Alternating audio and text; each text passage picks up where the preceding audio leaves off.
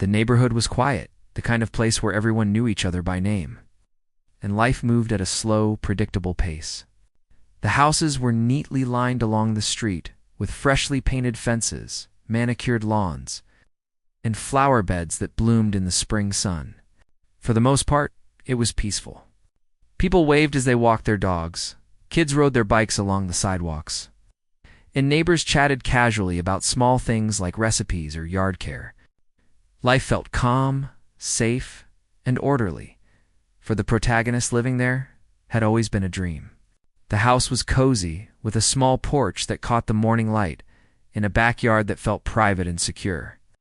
Moving in had been a big step, a mix of excitement and relief after years of renting and moving from one place to another. Finally, there was a sense of permanence, a chance to settle in and build a home. At first, everything seemed perfect. The protagonist got along well with most neighbors. Friendly hellos became casual conversations over fences, and occasional barbecues brought small groups together. It was easy to forget sometimes that beneath the neat lawns and cheerful greetings, there was a strict homeowners association that held immense power over the neighborhood. Most people didn't think about it until they ran into someone like Karen. Karen was well known in the neighborhood, though not in a good way. She was the kind of person who always had an opinion on everyone else's business, and she had made herself very important within the HOA. She attended every meeting, questioned every decision, and seemed to have an endless list of rules that she believed everyone should follow. At first, it wasn't too noticeable. Her advice could even seem helpful to newcomers, and she often spoke with an air of authority. But there was something in her tone, a sharp edge, that hinted she enjoyed being in control more than anything else. The first sign of trouble came soon after the protagonist had been living in the neighborhood for a few weeks. It started small, almost unnoticeable at first. A polite letter in the mailbox, addressed from the HOA. The letter mentioned that the lawn needed trimming, and that the bushes along the driveway were slightly overgrown. The protagonist had just mowed the lawn a few days before, so it felt confusing and unnecessary. It was easy to shrug it off, thinking that maybe the HOA was just being thorough. But Karen had her eyes on every detail. It didn't take long for her attention to turn personal. One afternoon, while watering the plants in the backyard, the protagonist noticed Karen walking along the street, notebook in hand, glancing toward the house. She made no attempt to hide her stare. It was subtle at first, just observation, but there was an unmistakable feeling that it wasn't casual. The protagonist felt a twinge of unease, but hoped it was nothing. Perhaps Karen was just doing her HOA duties. Then came the first complaint. A phone call from the HOA office, delivered with polite formality, but unmistakable tension. Karen had filed a report stating that a garden gnome in the front yard was non-compliant with HOA rules. The protagonist stared at the small ceramic figure, a cheerful addition meant to bring a little personality to the home. It seemed harmless, even silly, to be in trouble over a gnome. But the message was clear. Karen was watching. She didn't mind using the HOA's power to make her point. From there, things escalated quickly. Karen began to notice every minor thing, every small deviation from the neighborhood's standards, no matter how trivial. A small patch of uneven grass, a faded welcome mat, a minor crack in the driveway, it became a potential complaint. At first, the protagonist tried to comply. Every weekend became a task of fixing the yard, adjusting decorations, and triple-checking that everything was in its proper place. It was exhausting, but the hope was that if everything was perfect, Karen would stop. But Karen didn't stop. She seemed to take pleasure in finding new ways to make life difficult. One day, the protagonist received another letter, this one about the mailbox. The HOA rules had never mentioned the mailbox color. But Karen insisted it was not uniform with the neighborhood standards and demanded it be painted immediately. Another letter followed, this time about the angle of the patio chairs. The complaints were becoming absurd, but they came with the weight of authority. Ignoring them was not an option if the protagonist wanted to avoid fines or further conflict. The constant scrutiny began to affect daily life. Simple things like opening the garage door or hanging laundry outside were now moments of anxiety. Every action felt like it could be judged or reported. Even friends visiting the house noticed the tension. "She's just being unreasonable," they said, but it didn't make it any easier to deal with the endless letters and calls. The protagonist felt trapped in a world where even the most mundane choices could trigger a confrontation. Neighbors noticed too. Some sympathized quietly, sharing their own stories about Karen's strictness, but most kept their distance. They didn't want to get involved. Karen had a reputation, and even casual disagreements with her could turn into weeks of harassment. The protagonist started feeling isolated, even in a neighborhood full of people. The sense of community that had seemed so inviting at first was beginning to feel fragile. Despite the growing pressure, the protagonist tried to remain calm and reasonable. Each letter and complaint was met with careful action. Lawns trimmed, mailboxes painted, decorations adjusted. Yet it was like a game with no winning strategy. Every effort to please Karen seemed only to encourage more complaints. The protagonist began keeping notes of every interaction, saving letters, taking photos of the yard, and writing down dates and times of conversations. It was a small measure of protection, a way to prove that the accusations were often unfounded. Meanwhile, Karen's behavior seemed to escalate in ways beyond paperwork. She would appear unexpectedly during walks, asking questions about landscaping choices or yard maintenance in a tone that was more interrogative than curious. At neighborhood gatherings, she would make pointed comments disguised as advice, often aimed directly at the protagonist, causing awkward silences. The subtle intimidation was exhausting. Every move had to be measured, every word carefully chosen. Even mundane errands became stressful. Mail delivery, trash collection, and even parking became potential triggers for complaints. Karen seemed to have an uncanny ability to spot anything slightly out of place, and the HOA's rules provided her with a platform to make her observations formal. What had started as minor annoyances now felt like constant surveillance. The protagonist wondered if it would ever stop, if peace in the neighborhood was truly possible while Karen was around. Despite the frustration, there were moments of reflection. The protagonist remembered why moving here had seemed like a dream. The quiet streets, the friendly faces, the sense of belonging. It was difficult to reconcile those memories with the growing tension and harassment.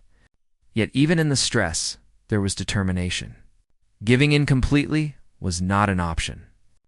The protagonist was determined to find a way to live in the home without fear, to restore the sense of peace that had drawn them here in the first place. As weeks passed, the pattern became clear. Karen's interference wasn't just about rules or standards. It was about control. The protagonist realized that no matter how perfect the yard was, how neatly the mailbox was painted, or how carefully the patio chairs were arranged, Karen would find something new to challenge. It wasn't enough to comply. She wanted to dominate, to assert her authority over every detail of life in the neighborhood. The realization was both frightening and empowering. It was frightening because it meant the protagonist had been drawn into a conflict that could not be solved simply by obedience. But it was empowering because understanding the motivation behind Karen's actions opened a new path: strategy, documentation, and eventually standing up in a way that Karen could not ignore. By the end of the first month, the protagonist had built a small system of notes, photos, and records. Every letter from the HOA, every visit from Karen, every complaint, no matter how minor, was documented. It became clear that the path forward would require patience, careful planning, and perhaps unexpected allies.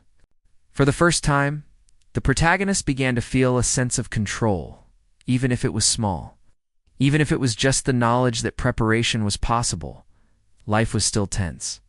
Karen was still observing, still ready to find new faults. But the protagonist had made a quiet decision. No longer would fear dictate every action. Compliance alone would not solve the problem, but careful attention, vigilance, and a readiness to act when the moment came could turn the tables in those first weeks. The protagonist learned an important lesson. In a neighborhood that appeared calm and friendly, there were currents of power and control that could disrupt even the most peaceful lives. Karen represented more than just annoyance. She was a test, a challenge, and ultimately a story of resilience waiting to unfold. The protagonist could feel it, like the quiet before a storm. The struggle was only beginning, and the days ahead would demand more courage, more strategy, and a willingness to stand up in a way that had never been necessary before. Even as the sun set over the neat lawns and quiet streets, casting long shadows across the protagonist's yard, there was a sense of resolve. The house, the neighborhood, and the life that had been so carefully built were worth defending.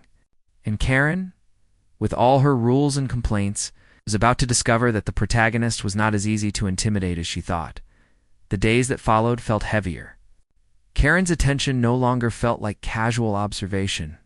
It had grown sharper, more deliberate. Each morning, the protagonist would step outside and notice her walking along the street. Her notebook clutched tightly, scanning every house. Sometimes she would pause at the fences of neighbors, jotting notes, asking questions that seemed harmless but were clearly meant to intimidate. It was a constant presence, an invisible pressure weighing on everything the protagonist did. The first few complaints had been minor, almost laughable when viewed logically, but now they were becoming more pointed. Karen filed reports about things that didn't make sense. A slight tilt in a flower pot, a leaf that had fallen across the sidewalk. A tire mark in the driveway all became evidence that the protagonist was neglecting the neighborhood rules. Each complaint came with a formal letter from the HOA, a warning of potential fines if corrections weren't made immediately. At first, the protagonist tried to meet each demand. Lawns were mowed several times a week, bushes trimmed to perfection, mailboxes repainted at least twice. Even decorations were scrutinized. Seasonal flags had to be hung at precise angles. Welcome mats replaced with plain, neutral versions. It was exhausting, but the hope was that if everything was perfect, Karen would stop. But perfection wasn't enough. Karen began to use indirect methods, the kind that were harder to confront. She would strike up conversations with neighbors, asking subtle questions about the protagonist's habits. "I noticed your yard hasn't been watered enough," she said once, smiling as if it were friendly advice. "It's just that some plants here are very sensitive." The neighbor standing nearby nodded awkwardly. And the protagonist felt the sting of humiliation, even though no one said anything directly. Karen was planting doubt, subtly isolating the protagonist in a neighborhood that had once felt supportive. The constant stress started to affect daily life. Simple things like opening the mailbox, hanging laundry, or taking out the trash became moments of tension. Every action felt like it might be judged or reported. Even visiting neighbors required caution. Conversations had to be carefully measured, words chosen with care. Friends noticed the change. "You seem tense all the time," one said gently. "Is she really that bad?" The protagonist nodded, explaining the ongoing complaints and the way Karen seemed to lurk around every corner. Karen's tactics grew bolder. One morning, the protagonist found a note pinned to the front door, written in a sharp, neat hand. "Please remove the toys left on the lawn. They are not allowed." It was unsigned, but the HOA letterhead was unmistakable. The toys in question belonged to visiting nieces and nephews and had been left out for just a few hours. It was an absurd complaint. The message was clear. Karen was looking for ways to control. Every small detail, the protagonist began to feel a mix of anger and frustration.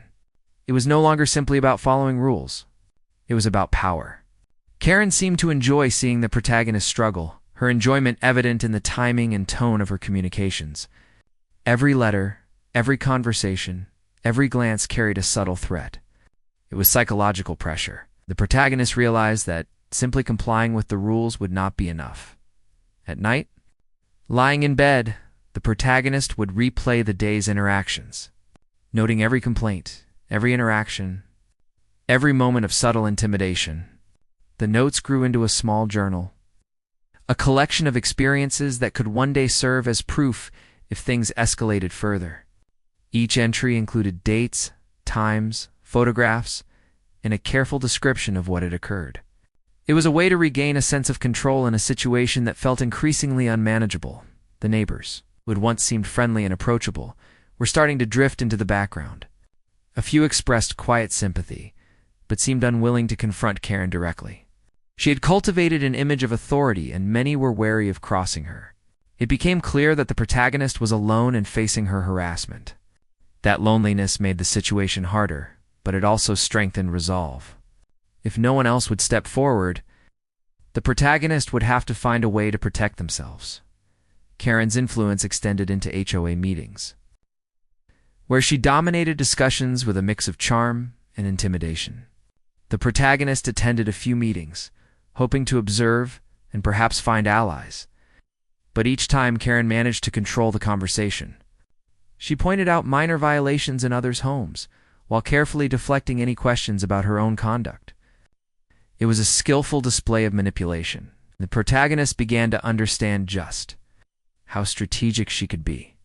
The next escalation came in the form of a direct confrontation. Karen appeared in the protagonist's driveway one afternoon while they were trimming the hedges. She spoke in her usual polite but cutting tone, pointing out imperfections in the yard that had been missed. "You need to pay more attention to the edges," she said, circling the property. "Neighbors are watching, and it reflects badly on the HOA." The protagonist tried to respond calmly, explaining that the yard had been maintained just days before. Karen ignored the explanation entirely, continuing her critique with a smile that felt more like a warning. It was becoming impossible to maintain peace. Every effort to comply to avoid conflict was met with new criticisms. Karen's harassment was no longer occasional. It was constant. Each day felt like a test of patience and endurance. And the protagonist began to feel the psychological weight of the situation. Sleep was restless. Meals were eaten distractedly.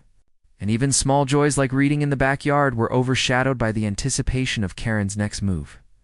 In the midst of this, the protagonist realized that a new approach was necessary. Fear and compliance were no longer enough. Karen was not simply enforcing rules.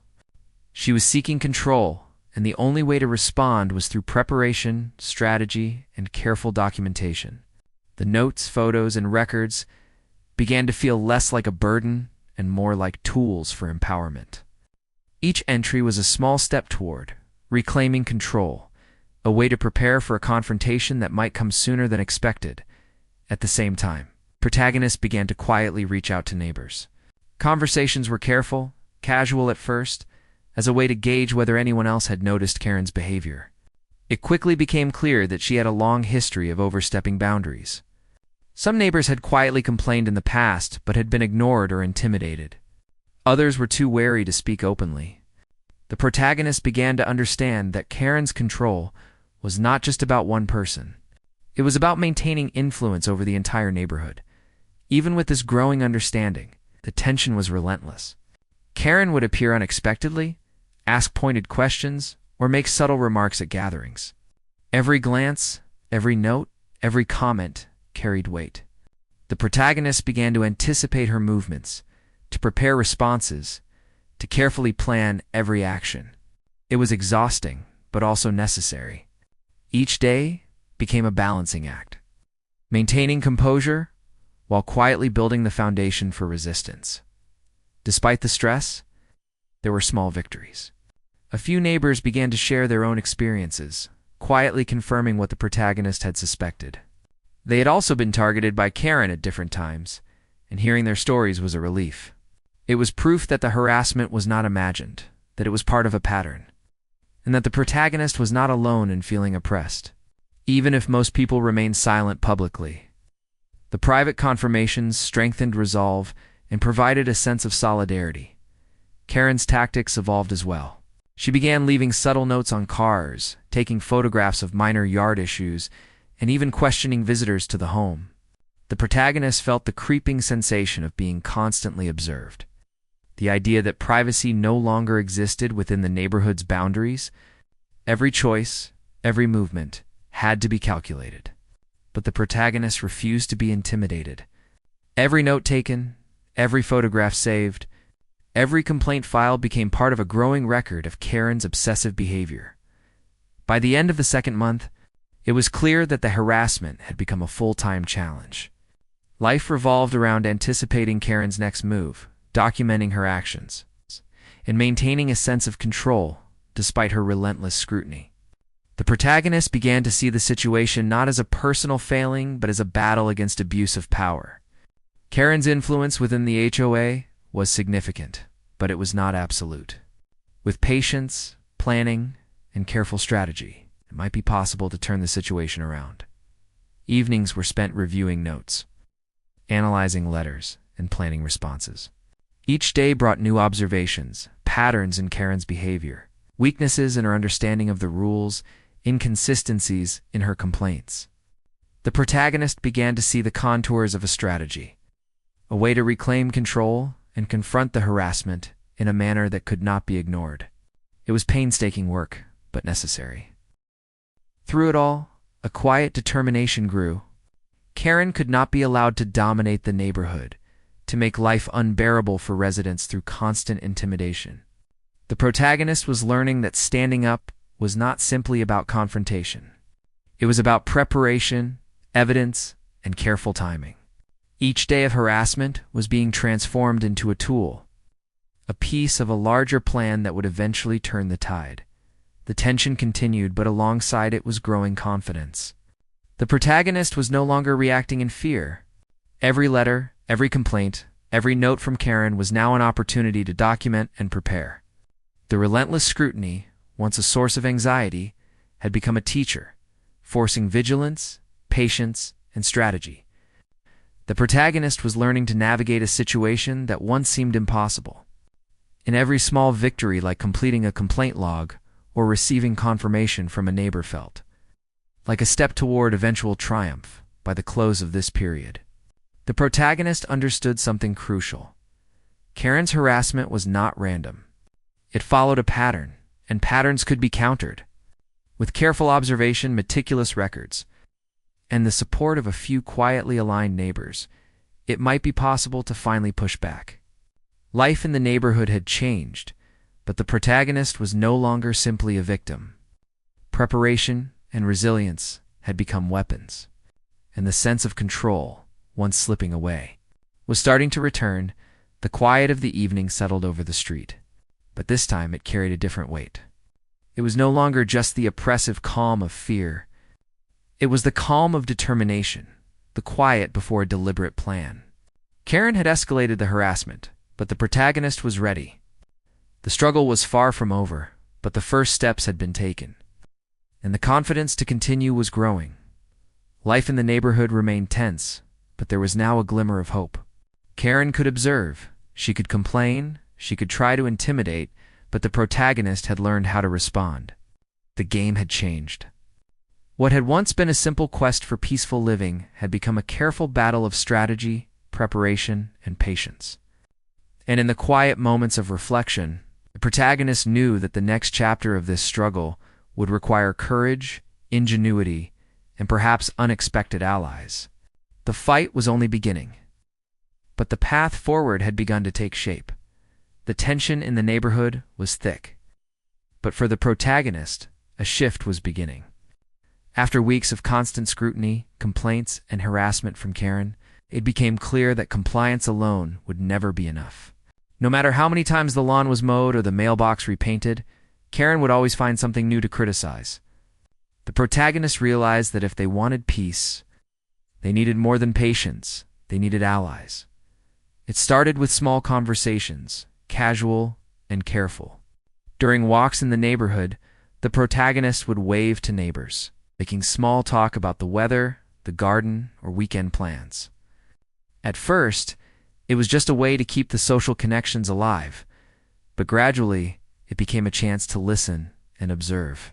A few neighbors had quietly mentioned how strict Karen could be, how she seemed to look for ways to control everyone around her. It was subtle, but it confirmed what the protagonist had long suspected. Karen had been using the HOA as a tool for personal power, not just rules. One neighbor, an older man who had lived on the street for more than 20 years, shared his own story.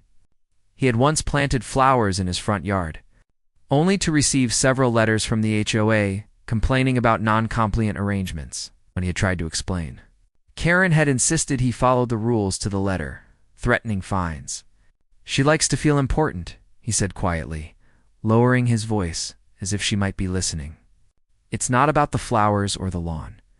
It's about control." Hearing this, the protagonist realized that the struggle wasn't personal, it was systemic.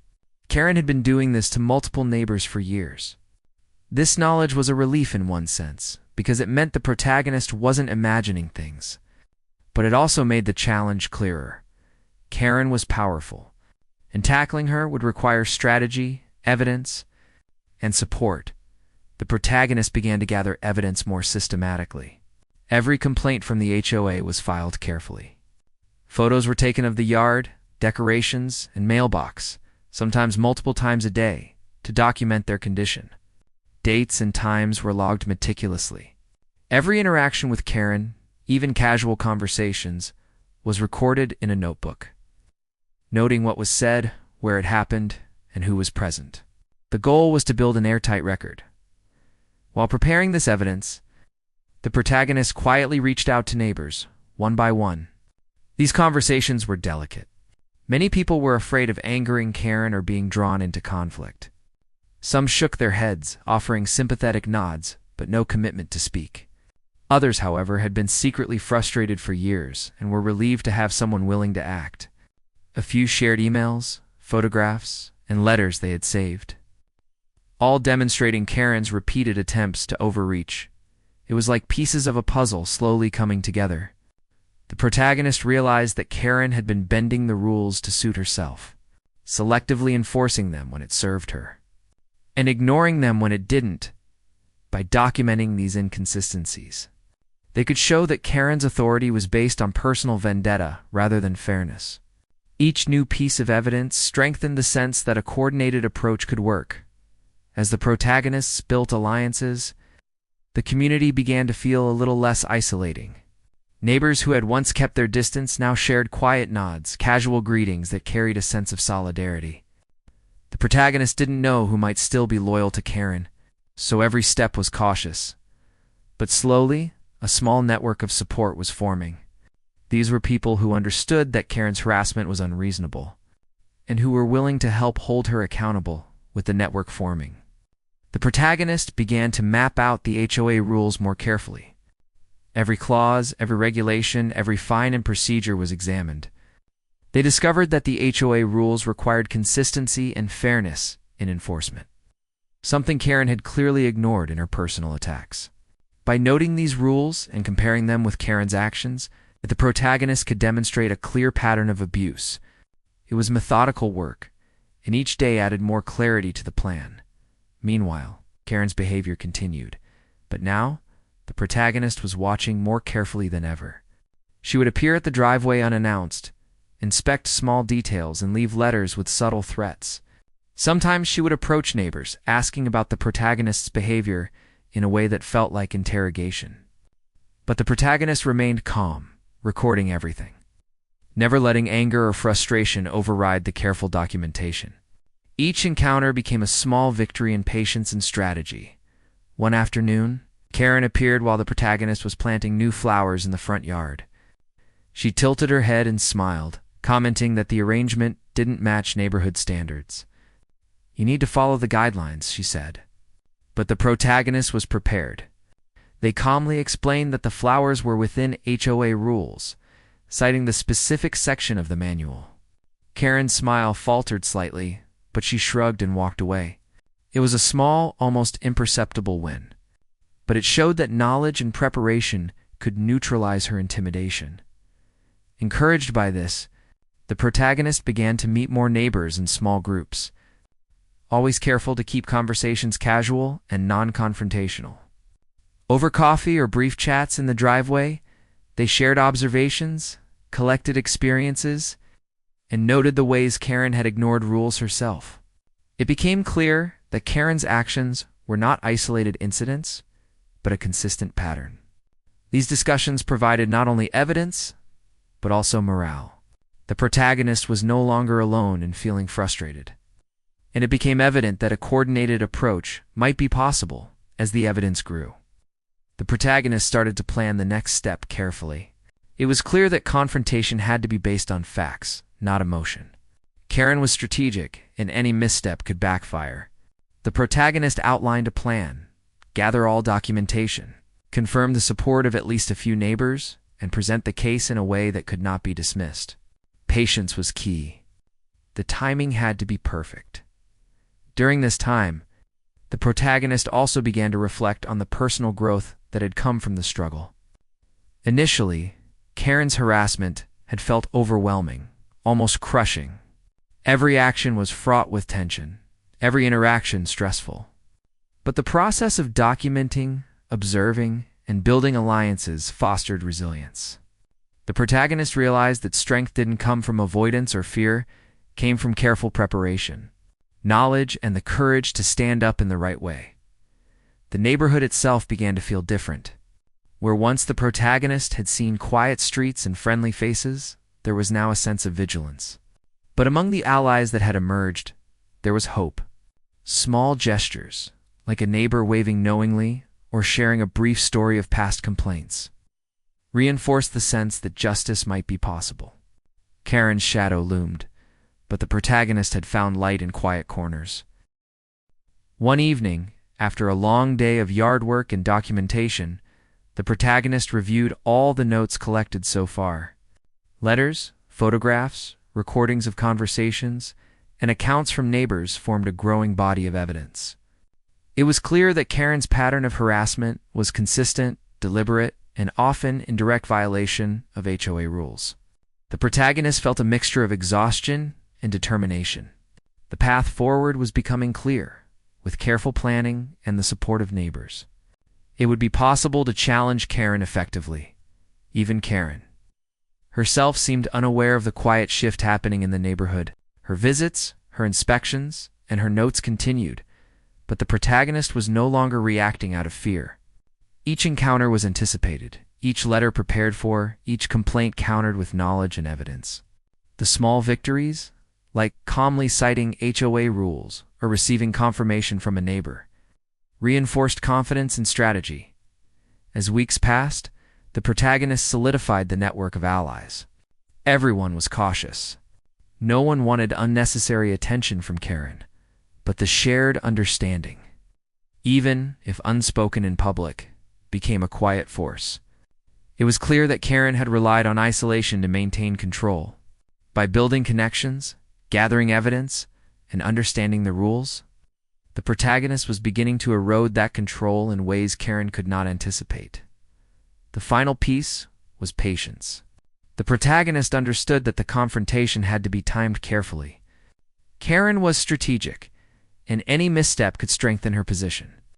Every document collected, every conversation logged, and every photograph taken was part of a larger plan. The protagonist had learned to wait, to observe, and to act only when the conditions were right. In this process, the protagonist also discovered inner resilience. The fear and anxiety that had dominated the early weeks of Karen's harassment were giving way to confidence and clarity. Life in the neighborhood was still tense, but the protagonist now had a sense of purpose. Every day, every observation, every carefully recorded note brought them closer to a resolution. Karen had been relentless, but the protagonist had learned the power of preparation, community, and careful strategy. By the end of this period, the protagonist was ready. Karen's harassment had reached a predictable rhythm, and the allies had been quietly identified. The evidence was extensive, thorough, and compelling. What had once felt like an overwhelming challenge was now a structured, strategic situation. The neighborhood still held tension, but there was hope. The protagonist could see a path forward, a way to confront the harassment with facts, support, and confidence. Life had changed in ways that no one could ignore. The protagonist had gone from fear and isolation to quiet strength and preparation. The small victories and growing alliances were proof that even in a difficult situation, resilience, patience, and strategy could create a foundation for change. The stage was being set for a confrontation that would expose the truth and finally challenge Karen's abuse of power. And as the sun set over the quiet street, casting long shadows across the neatly trimmed lawns, the protagonist felt a sense of calm determination. The struggle was far from over, but the tools were ready, the allies quietly prepared, and the plan taking shape. Karen had no idea that her hold over the neighborhood was beginning to weaken, and that the next chapter would bring consequences she could not ignore. The day of the HOA meeting arrived with a sense of quiet anticipation. For weeks, the protagonist had prepared, collecting every letter, photograph, note, and record of Karen's behavior. They had spoken carefully with neighbors, ensuring a few would attend to offer support, even if silently. Everything was ready, and yet walking up to the building that evening brought a mix of nerves and determination. The air was thick with tension, and every step toward the door felt heavy. But the protagonists reminded themselves why this was necessary. Karen's harassment had gone on for far too long. It was time to bring the truth into the light. Inside, the room was buzzing quietly with familiar faces. Some neighbors chatted casually. Others exchanged wary glances.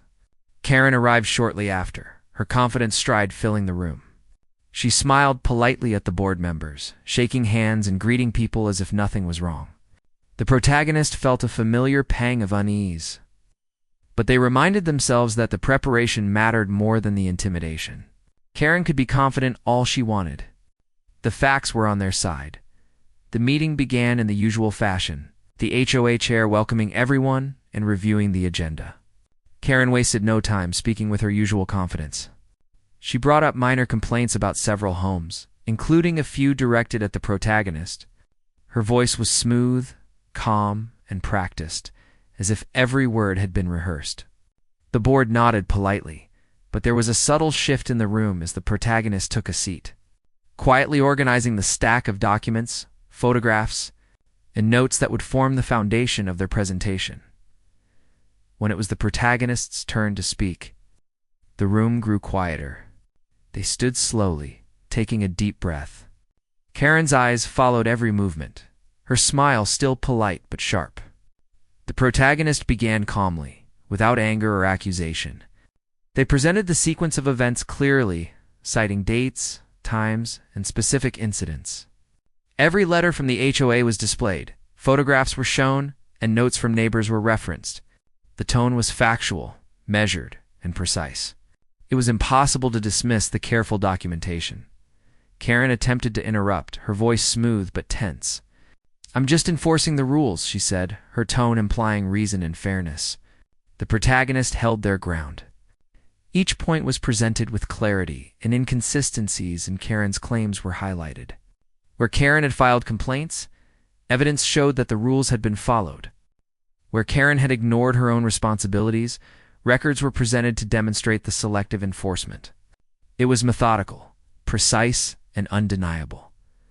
Some neighbors whispered to each other, exchanging looks that conveyed both relief and surprise. The protagonist continued, maintaining calm and focus. Each incident was described, each action documented. Karen's smile faltered slightly as she realized that the carefully gathered evidence could not be ignored.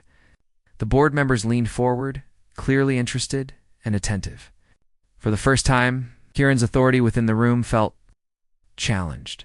The protagonist's voice remained steady as they presented the neighbors' accounts, carefully reading statements that corroborated the pattern of harassment. A few allies nodded quietly in the audience, lending silent support. The room felt charged with tension, but it was the kind of tension that comes from truth and accountability. Karen had always relied on fear and isolation to maintain control, and now the isolation was gone, replaced with evidence, witnesses. In clarity, Karen tried to argue, attempting to redirect the conversation to minor details and perceived technicalities. But the protagonist anticipated this. Every claim was backed by documented proof, leaving little room for manipulation.